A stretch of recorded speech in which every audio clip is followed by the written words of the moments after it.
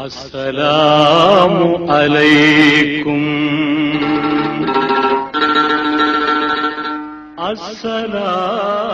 அஸ்ஸலாமு அலைக்கும். அல்ஹம்துலில்லாஹி ரப்பில் ஆலமீன் வஸ்ஸலாத்து வஸ்ஸலாமு அலா காத்தமின் நபிய்யீன் وعلى آله طيبين وأصحابه طاهرين والمؤمنين والمسلمين كلهم أجمعين أما بعد قال الله سبحانه وتعالى في القرآن الكريم والكلام المبين أعوذ بالله من الشيطان الرجيم بسم الله الرحمن الرحيم شهر رمضان الذي أنزل فيه القرآن هدى للناس وبينات من الهدى والفرقان صدق الله العظيم قال محمد رسول الله صلى الله عليه وسلم في حديثه الشريف قال الله عز وجل كل عمل ابن آدم له إلا الصوم فإنه لي وأنا أجزي به صدق رسول الله صلى الله عليه وسلم. எல்லா புகழும் புகழ்ச்சியும் அளவற்ற அருளாளன் நிகரற்ற அன்புடையவனுமாகிய அல்லாஹுக்கே உண்டாகட்டும். அல்லாஹ்வின் ஸலாத்தும் சலாமும் கண்மணி நாயகம் ரசூலுல்லாஹி ஸல்லல்லாஹு அலைஹி வஸல்லம் அன்னவர்கள் மீதும் அவர்களை அடிபெறலாமல் அப்படியே பின்பற்றிய பரிசுத்த குடும்பத்தார்கள், உத்தம சத்திய சஹாபாக்கள், தாபியீன்கள், தபா தாபியீன்கள் மற்றும் இந்த ஜும்மா நன்னாளிலே ஒன்று கூடியிருக்கும் நம் அனைவரின் மீதும் அல்லாஹ்வின் அன்பும் அருளும் என்றென்றும் நிறைவாக உண்டாவதாக. ஆமீன். எல்லாம் வல்ல அல்லாஹ் சுப்ஹானஹு வ தஆலா பரக்கத் பொருந்திய ஷஅபான் மாதத்தின் இறுதி ஜும்மாவில் நம்மை அல்லாஹு தாலா ஒன்று சேர்த்திருக்கிறார். அல்லாஹு தாலா வாக்களித்த ரஜபின் பரக்கத்தையும் ஷஅபானின் பரக்கத்தையும் நிறைவாக அல்லாஹு தாலா நமக்கு தருவானாக. இன்னும் சில தினங்களிலே ரமலானை அடைய இருக்கின்றோம். முழுமையான முறையிலே அல்லாஹ்விற்கு பிடித்தாற்போல் ரமலானை பயன்படுத்திக் கொள்வதற்கும் அல்லாஹு தாலா தௌஃபீக் செய்வானாக. கண்ணியத்திற்குரியவர்களே, அல்லாஹ் சுப்ஹானஹு வ தஆலா 12 மாதங்களில் 4 மாதங்களை சிறப்புப்படுத்தி வைத்துள்ளான்.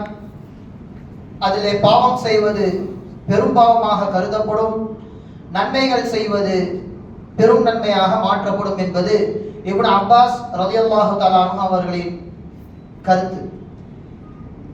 அப்படி இருந்தும் கூட அந்த 4 மாதங்களை பற்றி அல்லாஹு தஆலா அது என்னென்ன மாதங்கள் என்று குர்ஆனில் கூறவில்லை. ஹதீஸிலே தேடினால்தான் 4 மாதங்கள் என்ன என்பது உங்களுக்கு தெரியும். ஆனால் ரமலான் மாதத்தை மட்டும்தான் அல்லாஹு தஆலா குர்ஆனிலே பெயர் கூறி அழைக்கின்றான். மட்டுமல்லாமல் ரமலானிலே தான் குர்ஆனையும் நாம் இறக்கினோம் என்பதாக ரமலானுக்கு அல்லாஹு தஆலா ஒரு அறிமுகத்தை ஏற்படுத்தி தருகின்றான். அல்லாஹ்வின் வார்த்தையில் சொல்வதானால் ஷஹ்ரு ரமலான் அல்லதி உன்சில ஃபீஹில் குர்ஆன், ரமலான் அது எப்படிப்பட்டது என்றால் அதிலே அல்லாஹு தஆலா குர்ஆனை இறக்கினான். எதற்காக? ஹுதல் லின்னாஸி வ பையினாத்தின் மினல் ஹுதா வல் ஃபுர்கான், மக்களுக்கு நேர்வழியாக ஆக வேண்டும் என்பதற்காக வேண்டி, நன்மை தீமைகளை பிரித்து அறிய வேண்டும் என்பதற்காக வேண்டி அல்லாஹு தஆலா ரமலானை தேர்ந்தெடுத்து அங்கே குர்ஆனை இறக்கி அருளினான் என்பதாக அல்லாஹு தஆலா ஒரு அழகிய ஒரு முன்னோட்டத்தை ரமலானை குறித்து சொல்லுவான். எனவே ரமலானிற்கு பலவிதமான சிறப்புகள் இருந்தாலும் ரமலான் என்பது குர்ஆனுடைய மாதம். நாம் நம்மை குர்ஆனோடு எப்போதும் தொடர்பு வைத்துக் கொள்ள வேண்டும். ரமலானுடைய மாதம் வருகின்ற பொழுது அந்த தொடர்பு இன்னும் அதிகமாக மாற வேண்டும் என்பதுதான் இந்த ஆயத்தின் மூலம் நமக்கு தெரிய வருகின்ற செய்தி. ரமலான் என்கின்ற வார்த்தையை நீங்கள் அகராதியிலே தேடினால் அதற்கு சூடு என்பதாக ஒரு அர்த்தம் இருக்கிறது, கரித்து விடக்கூடியது, சாம்பலாக்கக்கூடியது என்பதாக ஒரு அர்த்தம் இருக்கிறது. அப்படி என்றால் என்ன? ஒரு ரமலான் மாதம் நம்மிடத்திலே வருகின்ற பொழுது அது சாம்பலாக்கி விடுகிறது. எதை? நம்மிடம் இருக்கின்ற பாவங்களை. இமாம் பெருமக்கள் சொல்வார்கள், ரமலான் வருகின்ற பொழுது யர்மிதுல் துனூப், அது பாவங்களை கரித்து விடுகிறது, சாம்பலாக்கி விடுகிறது என்பதாக சொல்லி காட்டுவார்கள் இமாம் பெருமக்கள். எனவே ரமலானுடைய மாதம் குர்ஆனுடைய மாதமாக இருக்கிறது, நம்முடைய பாவங்களை முழுவதுமாக சாம்பலாக்கக்கூடியதாக இருக்கிறது என்பதை இந்த ரமலானுடைய பெயரின் மூலமாகவே நாம் தெரிந்து கொள்ளலாம். எப்படி ஒரு ரஜப் மாதமும் ஷஅபான் மாதம் வருகின்ற பொழுது ஸல்லல்லாஹு அலைஹி வஸல்லம் அவர்கள் பாரிக் லனா ஃபீ ரஜப வ ஷஅபான் என்பதாக நமக்கு கற்றுக் கொடுத்தார்களோ, ரமலானுக்குள்ளே நீங்கள் நுழைந்து விட்டாலும் இந்த துஆவை ஓதிக்கொண்டே இருங்கள் என்பதாகவும் சொல்லிக் கொண்டார்கள். அது என்ன துஆ? அல்லாஹும்ம சல்லிம்னி மின் ரமலான், யா அல்லாஹ் எனக்கு ரமலானை சலாமத்தாக ஆரோக்கியமான ரமலானாக தருவாயாக. வசல்லிம் ரமலான் அலி, என்னையும் ரமலானுக்கு ஆரோக்கியமாக பயன்படுத்தக்கூடியவனாக என்னை ஆக்குவாயாக. ரமலானும் எனக்கு சலாமத்தாக கிடைக்க வேண்டும், நானும் ரமலானிற்கு சலாமத்தாக கிடைக்க வேண்டும் யா அல்லாஹ் என்பதாக துவா செய்யுங்கள். வதசல்லமுஹு மின்னி முத்தகப்பலா, ரமலானில் செய்கின்ற எல்லா விதமான அமல்களையும் ரப்புல் ஆலமீன் யா அல்லாஹ் நீ நிறைவாக ஏற்றுக்கொள்வாயாக என்று நீங்கள் துவா செய்யுங்கள் என அண்ணலம் பெருமானார் ரசூலுல்லாஹி ஸல்லல்லாஹு அலைஹி வஸல்லம் அவர்கள் ரமலானின் துவாவை நமக்கு கற்றுக் கொடுத்திருக்கிறார்கள்.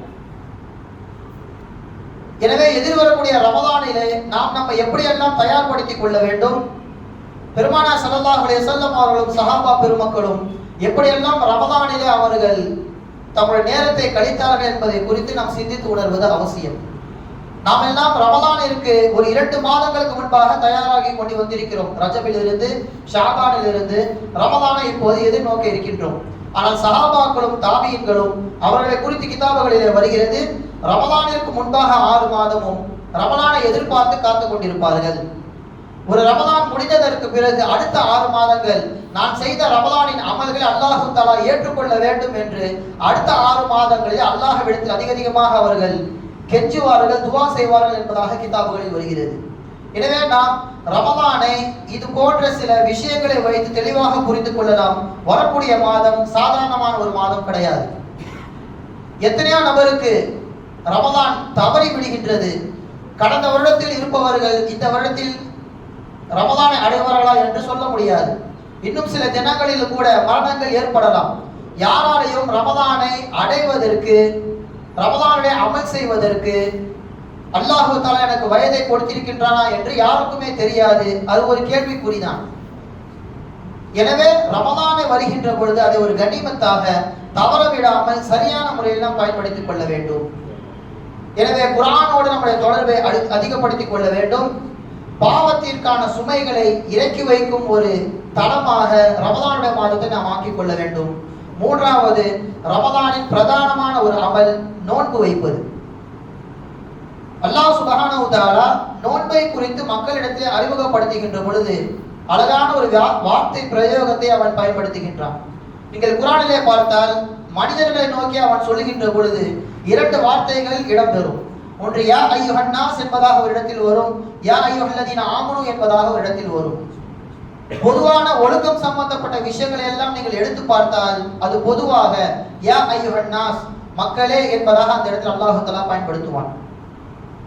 எங்கெல்லாம் சட்டம் சம்பந்தப்பட்ட விஷயங்கள் வருகிறதோ, இபாதத்துகளின் மூலமாக அல்லாஹ்வை அடைவதற்கான வழிகள் என்னென்னவோ அங்கே வரக்கூடிய எல்லா இடத்திலும் யா அய்யுஹல்லதீன ஆமனு ஈமான் கொண்டவர்கள் என்பதாக அல்லாஹ் தஆலா பயன்படுத்துவான்.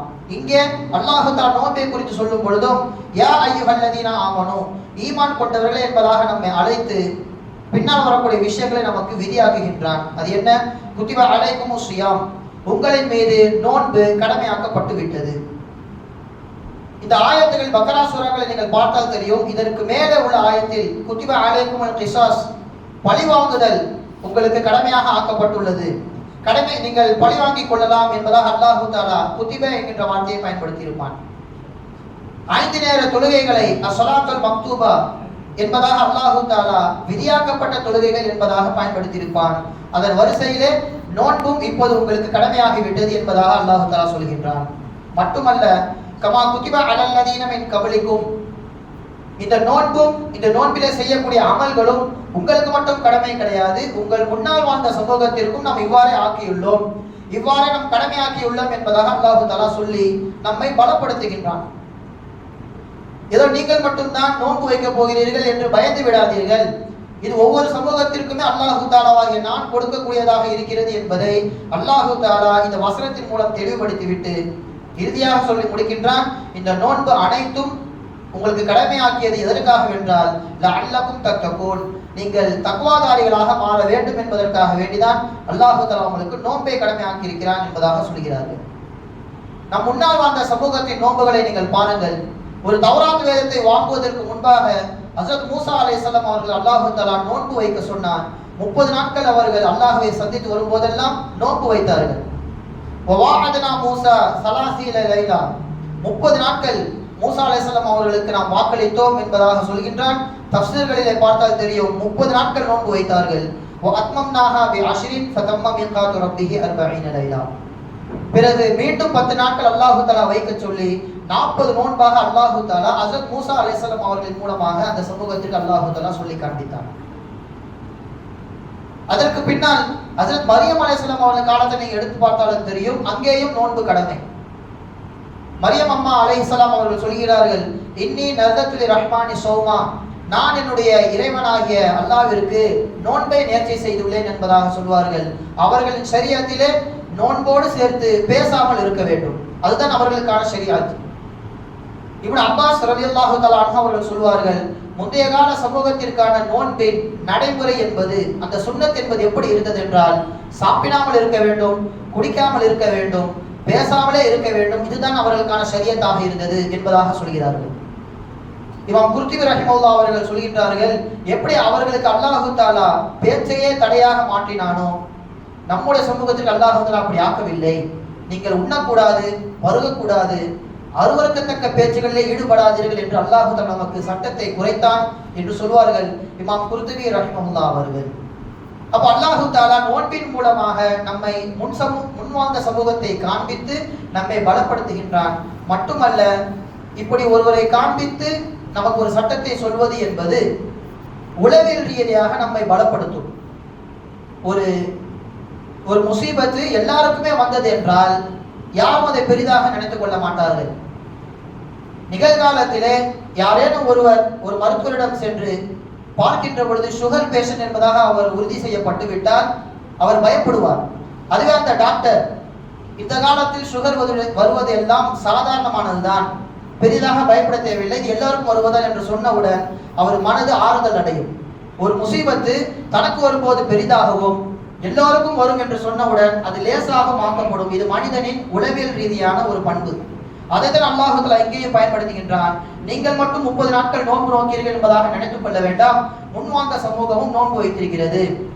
எனவே நீங்கள் பயப்படாமல் நோன்பில் உங்களை தயார்படுத்திக் கொள்ளுங்கள் என்பதாக அல்லாஹ் தஆலா சொல்லி காட்டுகின்றான்.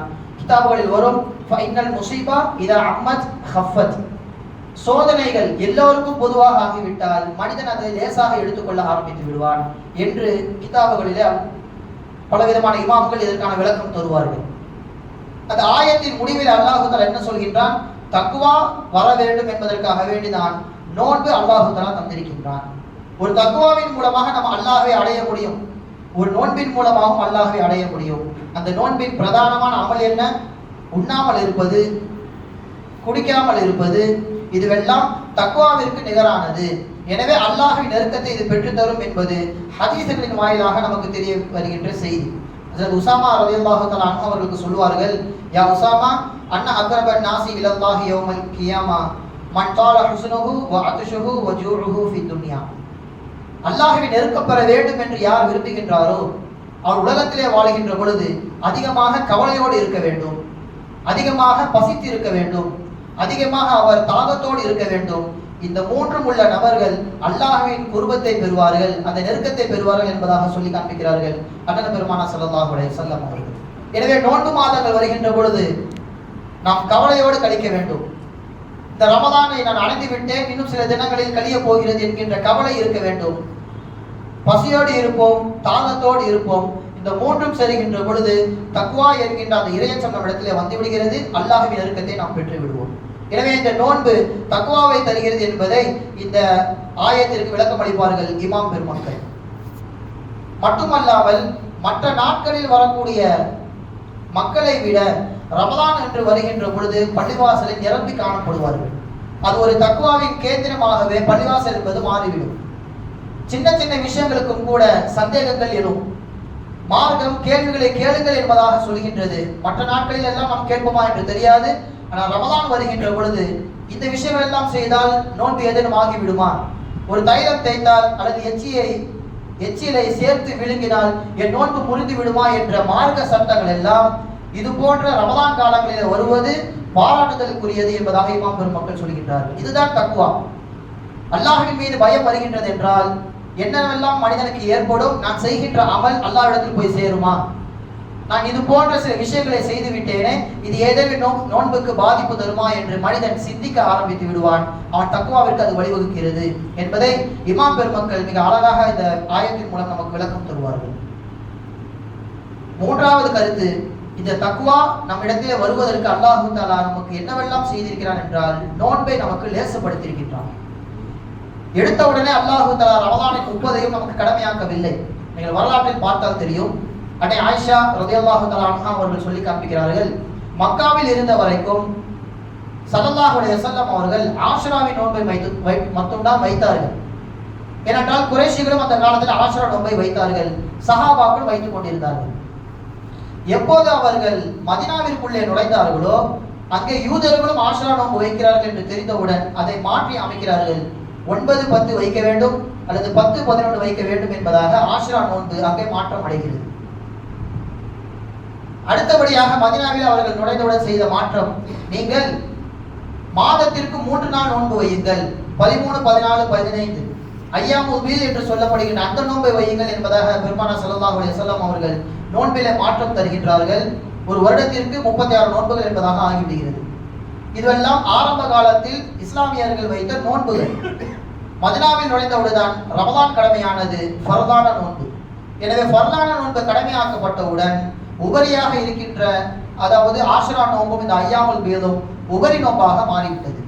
செய்தால் நன்மை, விட்டுவிட்டால் பாவம் கிடையாது என்கின்ற அந்தஸ்திற்கு இதை கொண்டு வந்து விட்டான் அல்லாஹு தஆலா. இதற்கு பிறகுதான் அல்லாஹு தஆலா ஆயத்தை இறக்கின்றான், குத்திப அலைக்குமுஸ் ஸியாம், எப்படியெல்லாம் நோன்பு வைக்க வேண்டும், என்னவெல்லாம் நோன்பிலே செய்யலாம் செய்யக்கூடாது என்று நீங்கள் பழக்கப்பட்டு விட்டீர்கள். இப்போ உங்களுக்கு குத்திப அலைக்குமுஸ் ஸியாம், ரமலானுடைய நோன்பு உங்களுக்கு கடமையாகிறது என்பதாக அல்லாஹு தஆலா வசனத்தை இறக்குகின்றான். அப்ப முழுமையாக ஒரு மனிதனை அல்லாஹு தஆலா தயார் செய்துவிட்டு உபரியான நோன்புகளை வைக்க வைத்துவிட்டு பிறகு அல்லாஹு தஆலா ஃபர்லான விஷயத்தை மக்களுக்கு முன்னே எடுத்து வைக்கின்றான். மக்களும் அதை ஏற்றுக்கொள்கின்றார்கள். தொடர்ந்து அந்த வசனத்தை நீங்கள் பார்த்தால் தெரியும், அந்த ரமலான் நோன்பு கடமையாக்கப்பட்டாலும் கூட சில சலுகைகள் இருந்தது. உடல் ஆரோக்கியம் இருந்தாலும் கூட நோன்பு வைக்கலாம், நோன்பை விட்டு விடலாம் என்று ஆரம்பத்தில் ஒரு சலுகை இருந்தது. ஜாதுல் மஆதிலே இப்னுல் கய்யிம் ரஹிமஹுல்லாஹ் அவர்கள் சொல்லி காட்டுவார்கள், ஆரம்பத்தில் ரமலான் நோன்பு என்பது தஹீர் என்று சொல்லப்படும் இஷ்டத்திற்கு விடப்பட்டிருந்தது. உடல் நன்றாக ஆரோக்கியமா இருந்தாலும் சரி, அவர் நோன்பை விட்டு அதற்கு பகரமாக ஏழைக்கு உணவளித்து விடலாம். சக்தி இருந்தால் நோன்பு வைக்கலாம், சக்தி இருந்தாலும் நோன்பை விட்டு விடலாம் என்று ஆரம்ப காலத்திலே ஒரு வகையான அல்லாஹு தஆலா ஒரு இஷ்டத்தை கொடுத்திருந்தார் மக்களுக்கு. அந்த வசனத்திற்கு அடுத்தாற்போல் அல்லாஹு தஆலா இந்த ஆயத்தை தான் சொல்லி காண்பிக்கின்றான், வஅலல்லதீன யுதீகுனஹு ஃபிதியத்துன் தஆமு மிஸ்கீன், சக்தி இருந்தாலுமே ஏழைக்கு உணவை கொடுத்துவிட்டு நோன்பு வைக்காமலே இருந்து விடலாம் என்று ஆரம்பத்தில் அல்லாஹு தஆலா அனுமதி அளித்திருந்தான். மேலும் அல்லாஹு தஆலா ஆர்வமூட்ட விதமாக சொல்லியிருந்தான், வஅன் தஸூமு கைருல் லக்கும் இன் குன்தும் தஅலமூன், உடல் ஆரோக்கியம் இருந்தும் உணவு கொடுத்து நீங்கள் தப்பித்துக் கொள்ளாதீர்கள், முடிந்த அளவிற்கு நோன்பை வையுங்கள் என்பதாக அல்லாஹ் தஆலா ஆரம்பத்தில் லேசாக முஸ்லிம்களுக்கு மத்தியிலே ரமலான் மீது ஆர்வத்தை ஏற்படுத்தினார். இதை தொடர்ந்து இப்னுல் கய்யிம் ரஹிமஹுல்லாஹ் அவர்கள் ஜாதுல் மஆதிலே சொல்லிக் கொண்டு வருகிறார்கள். பிறகு 3ஆம் கட்டமாக அல்லாஹு தஆலா தெளிவாக சொல்லிவிட்டார், ஃபமன் ஷஹித அலைக்கும் ஷஹர ஃபல்யஸும், ரமலான் மாதம் வந்துவிட்டால் கட்டாயம் எல்லோரும் நோன்பு வைக்க வேண்டும். யாரும் நோன்பை விட்டு தப்பித்து விடக்கூடாது, குறிப்பிட்ட சில நபர்களை தவிர்த்து.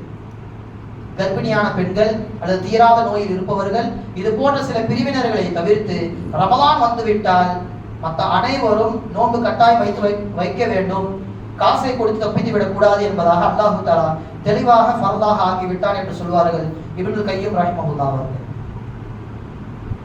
அப்ப ரமலான் என்பது ஆரம்பத்தில் உபரியான தொழுகையின் மூலமாக ஆரம்பித்து ஃபர்லான நிலைமைக்கு வந்துவிட்டது. வந்த பிறகும் கூட இஸ்லாமியர்களுக்கு சில கஷ்டங்கள் அந்த காலத்தில் இருந்தது. என்னவென்றால், இப்போது நாம் வைப்பதை போன்று ஒரு மக்ரிபிற்கு பிறகு நாம் நன்றாக சாப்பிடுவோம், குடிப்போம், எதுவரைக்கும் ஃபஜ்ருடைய பாங்கு சொல்லப்படுகின்ற வரைக்கும் நமக்கு இரவு நேரம் என்பது நீட்டிக்கப்பட்டிருக்கிறது. இஷ்டப்போல் சாப்பிடுவோம், குடிப்போம். ஆரம்ப காலத்திலே அந்த சஹருடைய நேரம் என்பது தூங்கிவிட்டால் தொடங்கிவிடும். ஒரு மகரிக்கு பின்னால் தூங்குகிறார் என்றால், சாப்பிடவில்லை, தூங்கிவிட்டால் என்றால் தூக்கத்தில் இருந்தே நோன்பு என்பது அவருக்கு கடமையாகிவிடும். இப்படி ஆரம்ப காலத்திலே ஒரு கட்டாயமான கடமை இருந்தது, இப்படி ஒரு விதி இருந்தது. உமர் ரலியல்லாஹு தஆலா அவர்கள் இன்னும் சில வாலிபர்களுக்கு எல்லாம் இது மிகவும் கஷ்டமாக இருந்தது. ஒரு ரமலானுடைய இரவிலே மனைவியோடு சேர முடியவில்லை என்கின்ற ஒரு ஒரு தடை சட்டம் இருக்கிறது. இருவரில் யாரேனும் ஒருவர் தூக்கிவிட்டால் அதிலிருந்து நோன்பு தொடங்கிவிடும் என்கின்ற ஒரு சட்டம் இருந்தது. இது போன்ற சில நெருடலின் காரணமாக இஸ்லாமியர்கள் அந்த காலத்திலே கஷ்டப்பட்டார்கள். அதிலும் குறிப்பாக கைஸ் இப்னு ஷிர்மா ரலியல்லாஹு தஆலா அன்ஹு அவர்கள் பகல் முழுக்க வேலை பார்த்து கொண்டு இஃப்தார் நேரத்தில் வீட்டிற்கு வருகிறார்கள். வீட்டிலே நோன்பு திறக்க எதுவும் கிடையாது. மனைவி என்ன செய்கிறார், நான் வெளியே சென்று உங்களுக்கு ஏதேனும் வாங்கி வருகின்றேன், நீங்கள் வீட்டில் இருங்கள் என்பதாக சொல்லிவிட்டு மனைவி வெளியே செல்கிறார். வந்து பார்க்கும்போது கணவன் தூங்கிவிட்டார். அந்த கைஸ் ரலியல்லாஹு தஆலா அன்ஹு அவர்கள் தூங்கிவிட்டார்கள். உடனே மனைவி ஹைபத்தல்லக்க, அன்பு கணவரே எந்திரிங்கள், தெரியாமல் தூங்கி விட்டீர்களே, இப்போது நீங்கள் இஃப்தார் செய்யாமலேயே நோன்பு உங்களுக்கு மீண்டும் தொடங்கி விட்டதே என்று பதற்றத்தோடு எழுப்புகிறார்கள். அவர் என்ன செய்வது என்று தெரியாமல் மீண்டும் நோன்பு வைக்கிறார். அன்று பகல் முழுக்க வைத்த நோன்பிற்கான இஃப்தார் அவர் செய்யாமலேயே தூங்கி கொண்டிருந்து தூக்கத்திலிருந்து எழுந்த உடனே நோன்பு என்பது தொடங்கி விட்டது. நோன்பு வைக்கிறார். சகரே வைக்காமல் நோன்பு தொடர்ந்து அவர் வைத்ததின் காரணமாக ஒரு உச்சி பொழுதிலே அவர்கள் மயக்கம் போட்டு கீழே விழுந்து விடுகிறார்கள். என் உம்மத்து இப்படி ஒரு சிரமத்தை அனுபவிக்கிறார்களே என்று பெருமானா ஸல்லல்லாஹு அலைஹி வஸல்லம் அவர்கள் கஷ்டப்பட்டார்கள். உடனே அப்போது அல்லாஹு தஆலா சஹருடைய நேரத்தை நீட்டி வைக்கின்றான். தூக்கம் அந்த இடத்திலே தடை என்பதை நீக்கி விடுகிறான். அந்த வசனத்தில் அதுதான் வருகிறது. உஹில லகும் லைலத்து ஸியாம் ரஃபது இலா நிசாயிக்கும். ரமலான் மாதம் வந்துவிட்டால் மகரிபுக்கு முன்னால் வரைக்கும் உங்களுக்கு தடை செய்யப்பட்டிருக்கிறது. மகரிபிற்கு பின்னால் நீங்கள் மனைவியோடு சேர்ந்து கொள்ளலாம். தொடர்ந்து அல்லாஹு தஆலா சொல்லிக் கொண்டு வருகின்ற பொழுது வகுலு வஷ்ரபு ஹத்தா தபய்யன லகுமுல் கைத்துல் அபியது மினல் கைத்தில் அஸ்வதி இலல் ஃபஜ்ர். ஃபஜ்ருடைய நேரம் ஆரம்பிக்கும் வரைக்கும் நீங்கள் உண்ணலாம், பருகலாம், என்ன வேண்டுமானாலும் செய்து கொள்ளலாம் என்று அல்லாஹு தஆலா ஒரு வாய்ப்பை அந்த இடத்துல நமக்கு சொல்லித் தருகின்றான். இப்படி பலவிதமான பரிணாமங்களுக்கு பின்னால் தான் நமக்கு நோன்பு என்பதே கையில் கிடைத்தது.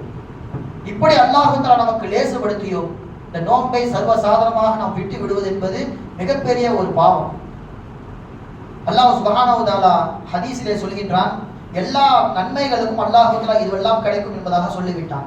இந்த செயலுக்கு இந்த நன்மை என்பதை அல்லாஹ் தஆலா தெளிவாக சொல்லிவிட்டான். நோன்பிற்கு மட்டும் அல்லாஹ் தஆலா ஒரு இடத்திலும் கூட சொன்னதே கிடையாது. அஸ்ஸௌமுலி வ அனா அஜிஸி பிஹி. நான் நோன்பு எனக்குரியது, அதற்கான கூலி நான் தான். அல்லாஹ் தான் நமக்கு கூலியே. அல்லாஹ் தஆலா வேறொரு கூலி அதற்கு தரமாட்டான். அந்த அளவிற்கு நோன்பை தனக்கானதாக அல்லாஹ் தஆலா எடுத்துக்கொண்டான். அப்படி இருந்தும் நோன்பை நாம் ஒருபோது விட்டுவிடக்கூடாது. நோன்பிற்கு எதிராக எந்த ஒரு காரணமும் உலகத்தில் இல்லை. உயிருக்கு ஆபத்து என்று வந்தால் மட்டும்தான் நோன்பை விட வேண்டும். இதனை தவிர்த்து எவ்வளவு கடினமான வேலைகள் பார்த்தாலும் சரி, எவ்வளவு தொலைவிலே அல்லது வேலிலே காய்ந்தாலும் சரி, கட்டாயமாக நோன்பு வைக்க வேண்டும் என்பதுதான் நாம் இந்த விஷயங்கள் மூலமாக தெரிந்து கொண்ட செய்தி. அந்த வசனத்தின் இறுதியிலே அல்லாஹ் தஆலா சொல்லுவான், லஅல்லஹும் யத்தகூன். முஸ்லிம்கள் தக்வாதாரிகளாக மாற வேண்டும் என்பதற்காக வேண்டி. ஆரம்ப காலத்தில் உள்ள சமுதாயத்தை நீங்கள் எடுத்து பார்த்தால் தெரியும், யூதர்களுக்கும் நோன்பு கடமையானது. ஆனால் முழுவதுமாக அவர்கள் உதறிவிட்டு ஆஷரா நோன்பை மட்டும்தான் வைத்தார்கள். தஃப்ரீத் என்று சொல்லப்படுகின்ற ஒட்டுமொத்த அமல்களை விட்டுவிட்டு வருஷத்திற்கு ஒரு நோன்பு. கிறிஸ்துவர்களை நீங்க எடுத்து பார்த்தால் அவர்களுக்கும் 30 நோன்பு இருந்தது.